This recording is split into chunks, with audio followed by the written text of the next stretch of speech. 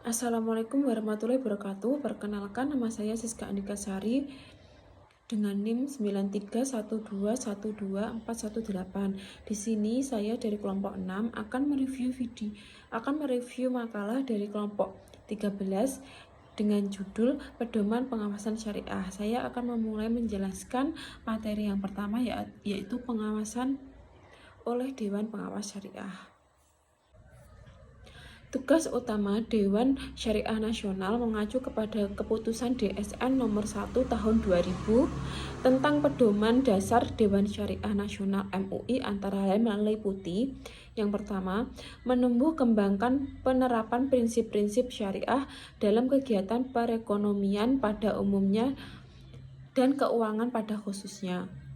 Yang kedua, mengeluarkan fatwa dan jenis-jenis kegiatan usaha.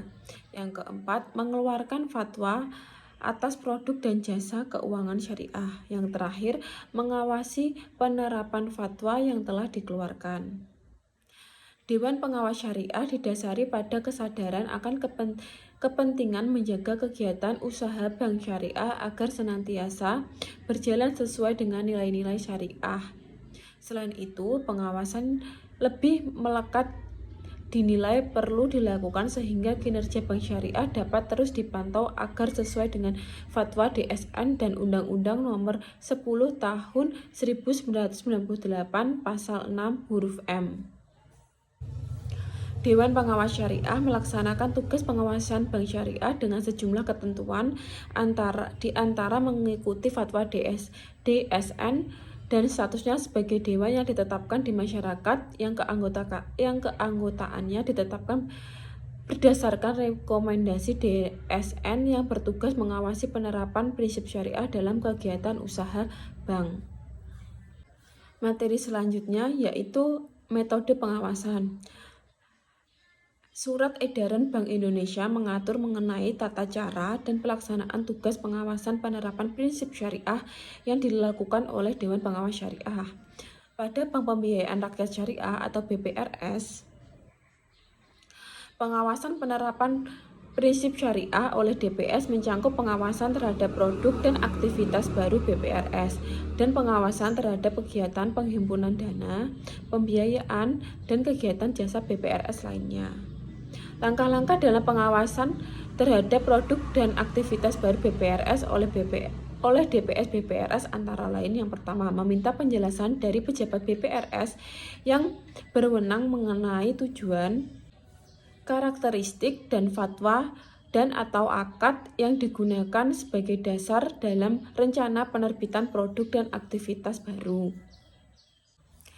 Yang kedua, memeriksa fatwa atau akad yang digunakan dalam produk dan aktivitas baru. Yang ketiga, mengkaji fitur mekanisme persyaratan ketentuan sistem dan prosedur produk dan aktivitas baru terkait dengan pemenuhan prinsip syariah. Yang keempat, memberikan pendapat terkait aspek pemenuhan prinsip syariah atas produk dan aktivitas baru yang akan dikeluarkan. Yang terakhir, menjelaskan secara mendalam dan holistik mengenai pemenuhan prinsip syariah atas produk dan aktivitas baru yang dikembangkan oleh BPRS.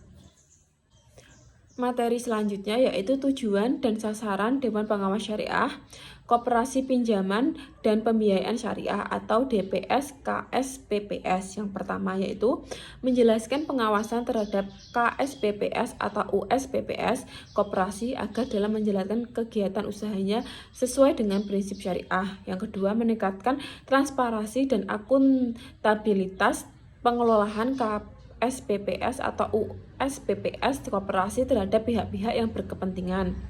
Yang ketiga, meningkatkan kepercayaan anggota, masyarakat umum, dan para pihak terkait terhadap kinerja KSPPS atau USPPS koperasi. Yang keempat, menjaga dan melindungi aset KSPPS atau USPPS koperasi dari tindakan penyelewengan oleh pihak-pihak yang tidak bertanggung jawab.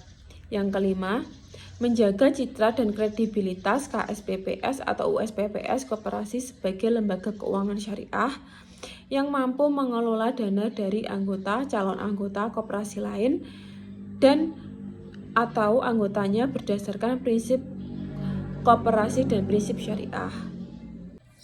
Materi yang terakhir yaitu pengawasan dan dalam perbankan syariah dan teknik dalam pengawasan.